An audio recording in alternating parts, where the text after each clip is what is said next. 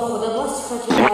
من ایستم بهت بگم مادر جان، ما فقط مادرت نیستم، دوستتم هستم. متنی به ما اعتماد کنی. واقعا؟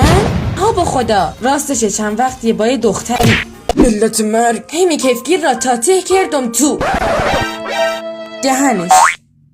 کلثوم خانم به نظر شما خورما با کنجد خوشمزه تره یا خورما با گردو؟ عزیزم به مو بگو مژگان، اسم مو مژگانه نه کلثوم.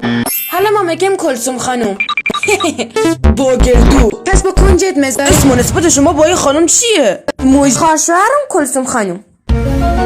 شوخی میکنم باد کلثوم جان.